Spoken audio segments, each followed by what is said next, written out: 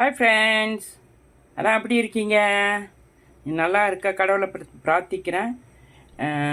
என் சேனலை பார்த்து சப்ஸ்கிரைப் பண்ணி லைக் பண்ணி ஷேர் பண்ணுங்கள் ஃப்ரெண்ட்ஸ்.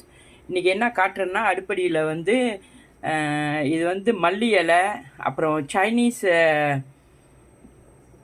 பாஸ்லி இருக்குது தெரியுங்களா? சைனீஸ் பாஸ்லி அது, அப்புறம் கற்பூரவள்ளி, இன்னொரு இலை, அது கலந்து எப்போதும் குடிப்போம் நாங்கள். எப்போதும் நான் வந்து சைனீஸ் பாஸ்லி வந்து தனியாக தான் கலப்பேன். ஆனால் கொஞ்சம் இந்த வாட்டி வந்து 4 பொருட்கள் சேர்த்து வச்சு கொதிக்க வச்சுருக்கேன். ஏன்னா நம்மளுக்கெலாம் இனிப்பு நீர் இருக்கிற வருஷம் அந்த சைனீஸ் பாஸ்லிலாம் வந்து நான் ஒரு வாட்டி நான் கொதிக்க வச்சு குடித்தேன். அந்த கால் மதப்புலாம் நல்லா இருந்துச்சு ஃப்ரெண்ட்ஸ்.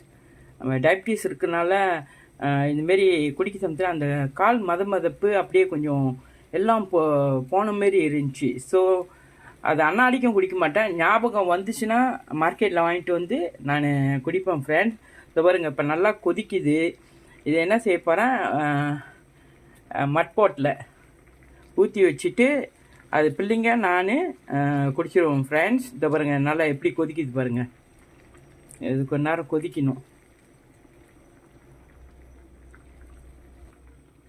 நீங்கள் எலுமிச்சம்பழம் இருந்தாலும் அது 2 துண்டாக இதில் கொதிக்க சமயத்தில் போட்டுற வேண்டியது தான் ஃப்ரெண்ட். அது நல்லா தான் இருக்கும்.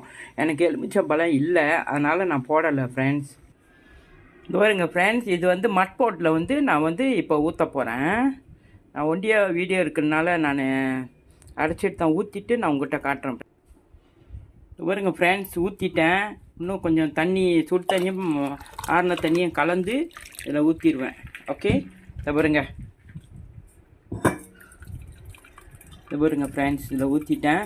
அப்புறம் வந்து வேண்டுறவங்க வந்து இதை கொஞ்சம் ஆறணுன்னு குடிச்சிக்கலாம். ஓகே ஃப்ரெண்ட்ஸ், நீங்களும் செஞ்சு பாருங்கள்.